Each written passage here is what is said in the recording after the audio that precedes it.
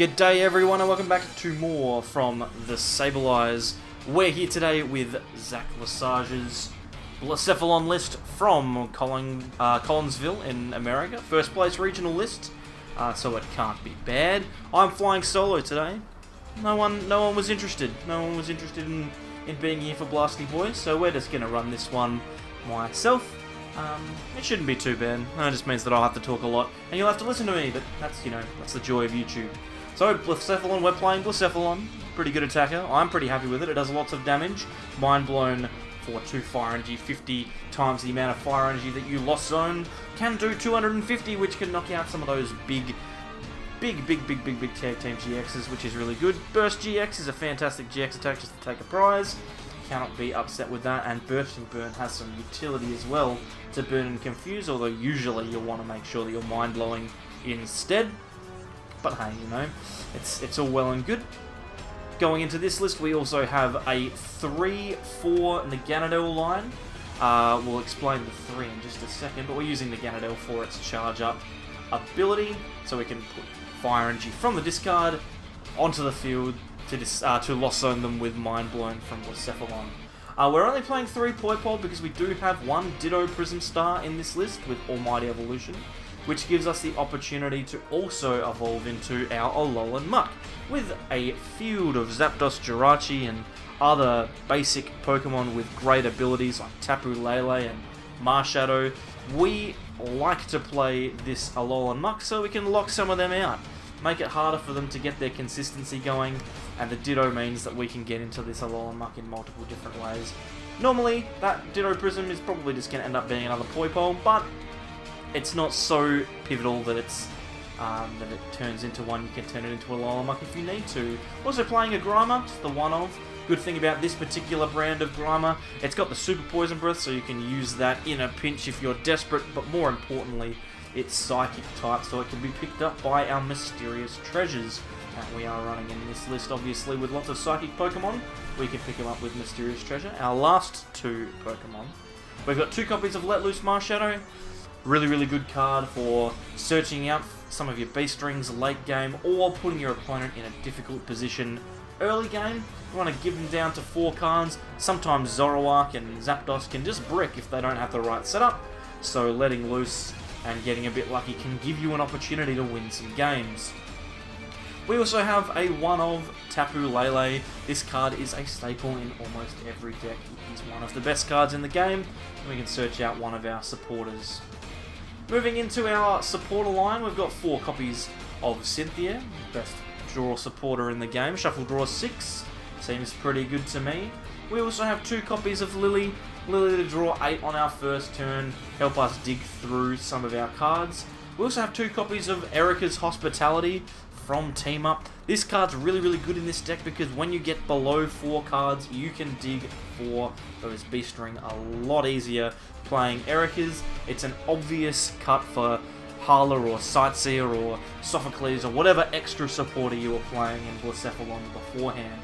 Drawing 6 cards on top of the 4 that you already have means it's easier for you to find the Beast Ring, which means it's easier for you to hit your Beast Ring turn. We also play 3 copies of Guzma.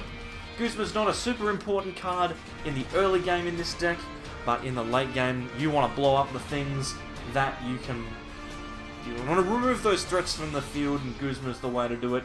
I like to say that you only need to play Guzma once with Blacephalon, but you have to play it the turn that you play it. Going into our items, we have 4 copies of Beast Ring. Exceptionally good card for this deck to flood the board with energy if we get the chance to. When our opponent has 3 or 4 prizes remaining, we can search our deck for 2 basic energy and attach them however we please. As long as it's still an Ultra Beast, of course. We have 2 copies of Energy Switch so that we can turn a fresh Blacephalon into an attacking one, and attach an energy and then Energy Switch on an Naganadel onto that Blacephalon to attack that turn. Can be super critical. 2 copies is probably a little low for my liking, but I guess it's not too bad. It's better than having none. We have 3 Mysterious Treasure, like I mentioned, and 4 copies of Ultra Ball. 7 Ball Search is a pretty solid amount to have in this deck, but of course we also have 2 copies of Ultra Space to search out our Ultra Beasts. with our main support and our main attacking Pokemon being Ultra Beasts, it's really, really easy to get them out onto the field of play. Our final trainer, Heat Factory Prism Star. Really, really good. Discard those fire energies, put them in the bin for your Naganadel, and then draw yourself an extra 3 cards. Give yourself a chance to draw into those B-strings when you need them, or pull yourself out of a bad situation if you find yourself there. The fun thing about Blacephalon is that it's really easy to build. There's not a huge amount of items and trainers that go into it because we're playing 15 copies of Fire Energy and 1 Beast Energy to add 30 to our Blacephalon's attacks. We need to be burning those Fire Energy, lost zoning them away with Mind Blown, so we need lots of energy. As soon as it's in the discard, attach it to a Ganadel and then lost zone it and get it out of here.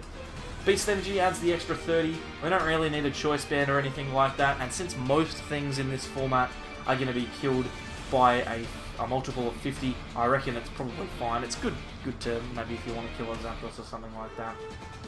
So we're going to play a game with this Blacephalon list. Hopefully I can keep you mildly entertained just by myself.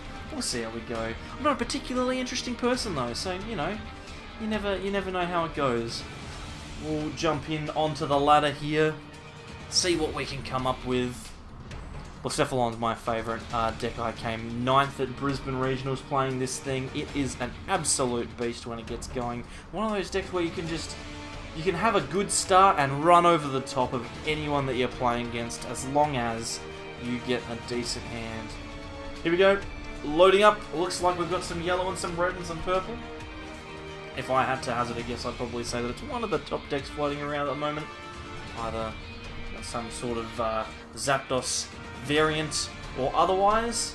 And here we go, we've got a decent start in the sense that we're starting Blacephalon going second, so we can attach the energy that we've got in our hand to Burst GX, which is pretty good. And we managed to get ourselves a mulligan as well. We're sitting down with a Marshadow in hand. Looks interesting. We've got a Pidgeotto here. It's an interesting one with airmail to find some items. This is going to be interesting. I've not seen anything like this before. Maybe I'm just out of the game. I'm going to draw that extra card. I've got a Guzma. Not super important.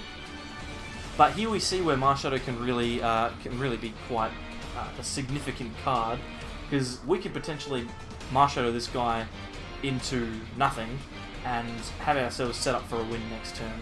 We'll wait and see. Bill's Analysis being played here. It's a new supporter from Team Up. Look at the top 7 cards of your deck, reveal 2 trainers, and put them back in your hand. We've got Elm's Lecture and Rare Candy into hand. If you don't play down another Pokemon, I'm going to be loving my life. Mysterious Treasure. So I don't just automatically win if I Marshadow him into a dead hand. That's okay though. We've got Nidoran, so we're looking at a words are hard, Nidoqueen list. So this is going to be real interesting. Got a fat hand full of Beast Rings. I reckon I might shuffle those away. I'm going to Marshadow. You never know, I could get lucky and hit a Lily off of this Marshadow. Or even a draw supporter of any kind would be fine, but at the moment I'm not super stressed. We end up with a Cynthia in hand. I'm going to play down the Blacephalon, and I'm just going to Cynthia away the Heat Factory. I don't really need it right now. I'll be more interested in playing down that Ultra Space so I can grab myself some Poipoles. Put the Poipoles on the bench. I'll chuck them away, just like that. And I'm also going to Mysterious Treasure away with this Fire Energy to grab myself another Poipole. I think it's probably the smartest thing to do. I want to get Naganadels going pretty quickly here. And I've got an Ultra Ball in hand, so I can just Marshadow again, or even Tapu Lele if I'd like to. We're going to Burst GX and hope we hit a Fire Energy. We don't. That's okay. I've taken a prize. That's the most important thing. Now playing Marshadow turn 1 means that, yep, no, my opponent's obviously not willing to continue on with that. Marshadow them into a nothing hand, and that's the end of the game. So tell you what, since we've only been going for about 10 minutes, I'll do you a favour. I'll play another game.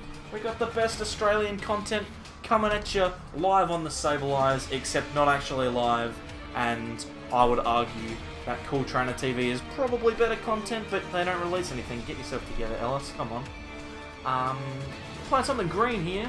This could go very well or very poorly. It could be Volplume, which I've been seeing quite a lot recently, since we've got lots of basic attackers, which wouldn't be great, but at least we can attack with Naganadel. Or it could be Sceptile, which would be bad, because all of our Pokemon are Ultra Beasts. Or it could just be Lost March. So, you know, it could just be that. Let's see how we go. I'm going to grab a couple of extra cards. Oh, look at that, a Blacephalon. I'm going to play him down. Probably not the best idea. I don't necessarily know how to play this matchup, but, you know, whatever. We'll see what happens. Starting the Marshadow is a bad start, but he's got a great ball to get himself out of the muck. Hoppip, that 30 HP Hoppip. Wonder why he's not playing with 40. Wonder if that'd multiply.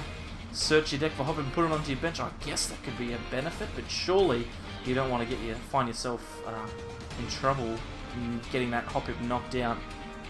But hey, you know, could be any number of reasons as to why he's done that. Attaches the DCE to Marshadow so that he can retreat next turn and puts himself in a position where he's not going to just get decked. We've got a not get donked. We've got a Nest Ball coming out now. More Hoppips on the bench. Seems pretty good to me. And he's going to let loose. And hopefully I'm not going to get bricked off of this start. It wasn't an amazing start, but it wasn't a terrible one either. Well, this could be worse, I guess. We got a Heat Factory and 3 Fire Energies. So maybe I'll play that Heat Factory down and draw some cards. And at least I've got some way of drawing something. Otherwise I would have been living off the top deck. Going with the Pokecoms here, we're going to flip that Hoppip. And we'll see what pull that Hoppip out and chuck it down. And see how we go. Oh, we got a Mysterious Treasure, I can't complain about that. So I'm going to Mysterious Treasure away a Fire Energy. Now I could be risky here. Could be risky and grab myself a Poipole. I think I might. I'm going to grab myself a Poipole, and I'm gonna Heat Factory, and I'm gonna draw a supporter off of this Heat Factory, and I'm gonna feel good about myself.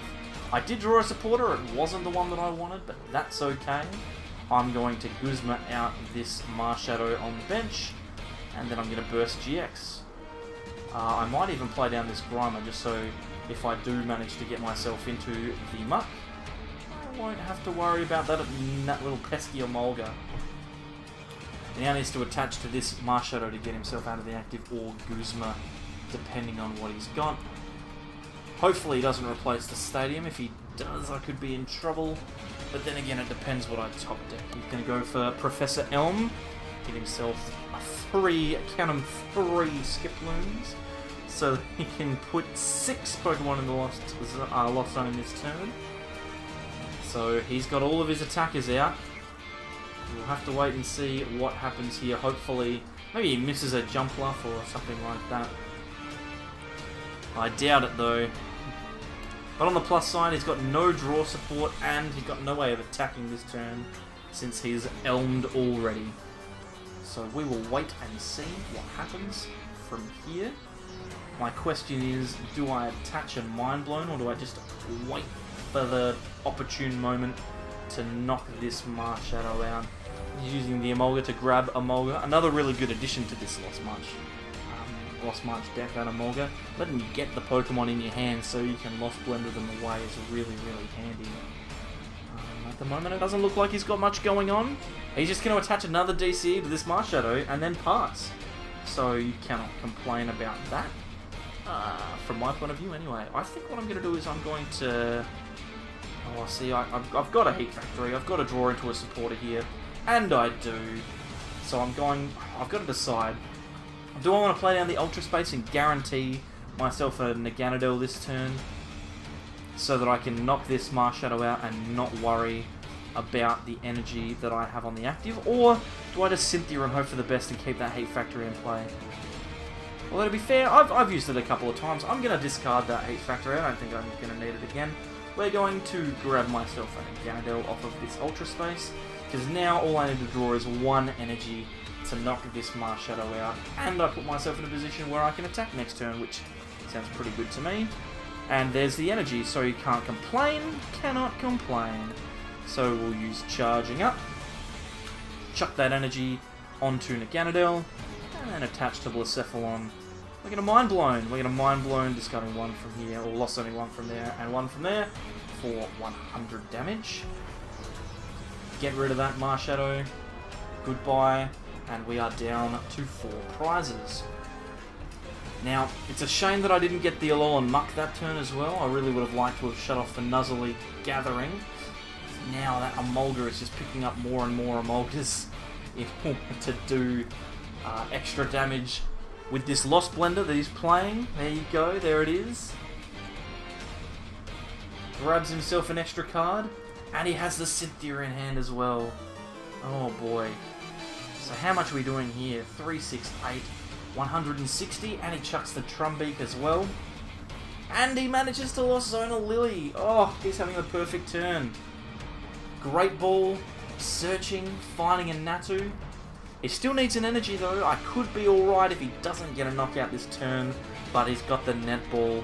It's a real shame, that. But, you know, it could be worse. So he's going to move that Jump Bluff into the active, and then bang, Lost March for knockout. Now, I'm in an interesting position here where I could potentially start attacking with Naganadel, just to even the prize trade up. He can't take the knockouts that he needs to if I'm able to keep streaming Naganadels. So I'm going to try and do that. The awkward part though is that I only have so many Poipole. There's only so many Poipole that I can have. So I'm going to charge up once onto the active. I am going to charge up a second time onto the benched Naganadel here. I'm going to energy switch from the Naganadel on the bench onto the active, and then having 4 cards in hand, 5 cards with Erica, I'm going to play Erica's for 5, get the energy, which I'm really happy about. That's fantastic. I'm also considering playing the Marshadow down. I don't think I need to at the moment. I think I want to keep this hand because I've got an energy switch in it. So I'm going to Turning Point. We'll take the knockout on this Jump Bluff here and go down to 3 prizes. The positive is that I'm going to be able to attack with the Naganadel next turn. The negative is, because I didn't play down the Alolan Muck, which I could have done with that Ultra Ball, I'm leaving myself open here to something like a Marshadow or an Oranguru to search for energy. If he doesn't have one in hand, he's going to have to Cynthia for it. I'm not super fussed if I have this Naganadel knocked out. What I am worried about, though, is what I'm going to do after this turn.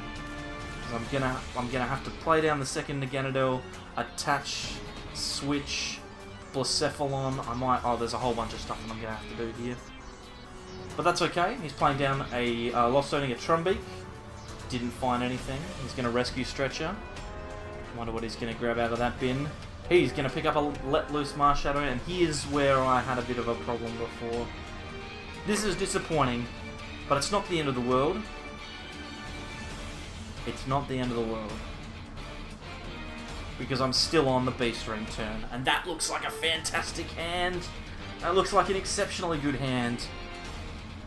Because I can set up 2 Naganadels here to attack with, and then all I need is 1 more attacker to close this game out. I'm ahead on the prize race. The problem though is that I've got to get a Ditto out into the field this turn, and he just Trumbeaks away the Ericas. Oh, it would have been so good if I had been able to pick that up, but he doesn't have the energy, so we're fine. We're all good. We are all good. No problems here.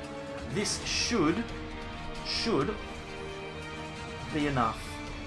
I'm going to Ultra Space. I'm going to grab myself a Blacephalon that I'm not going to play. I don't think I need to, because I think all I need to do now is have 4 energy in deck. We're going to Beast Ring once onto this Naganadel. We're going to Beast Ring a second time, this time onto this Naganadel. We are going to Charging up once over here. We don't have another one to charge up over here, but that's fine, because I can just charge up something else at a later point. We're going to Turning Point for knockout, 160 because he's on 4 prizes, and at this stage I'm feeling really good. That Beast Energy is going to help set up another Naganadel if I need it. Okay, here we go. Now I'm starting to feel like the Alolan Grimer that I've got is a bit of a liability, because it could potentially get Guzma stalled here, although I still have the Ultra Ball in hand. I could Ultra Ball for Tapu Lele for Guzma, which would make me feel real good. But he's playing Cynthia, that's fine. Not super worried about it. He's Cynthiaing, looking for an energy. He's going to Mountain Pass with Trumbeak. Trying to decide now if he... Oh, he doesn't have the ability. Sky Pillar, a trainer that's being played a little bit, a stadium being played a little bit in Lost March now, preventing effects of opponents' attacks. That's probably why he's not super worried about playing the 30 HP Hoppips, because Tapu Koko's Flying Flick isn't going to be a problem. But here, all we have to do is not get Guzma stalled, and we should win. Because I'm going to attack for Turning Point here. He has no outs to win as long as I don't bench anything stupid. So I'm going to charge up once, attach an energy there,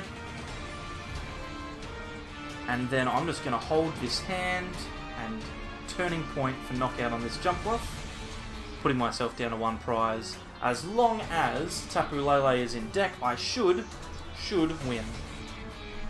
Opponent comes out with the Well Played in the top left corner. He knows it's over. He's got Pokemon Communication. He's going to do some shuffling around. Try and find something. Gets a Natu out. Not required. Not anymore. Blacephalon, too good. He's going to Lily for 4. Looking for the energy to knock out Minor Ganadel in the active, which he finds. He goes down to 2 prizes. And then I'm going to pop out the Well Played. There you go. Good stuff, mate. Blacephalon too strong. My turn, I'm going to draw. And there's the Tapu Lele if I had needed it. But I didn't. Turning Point, 80 HP, 80 damage. And score myself the last prize. There you go. Couple of games, 2 wins with Blacephalon. You cannot complain. My first couple of wins on the day as well. So thanks very much for attending this solo Sableye adventure. I hope you've enjoyed it. You never know, there might be a few more coming up. And until next time, you've got to do what you feel is right, you know? Live your life. Who am I to tell you what to do? Why should I tell you? You know? Just make a choice. Do anything. Be a doctor. You can do it. I don't know what I'm doing. I should just wrap this up. Leave a comment, like, subscribe, do whatever you need to do to make yourself feel good on YouTube, and we will catch you next time. See you later. Bye-bye.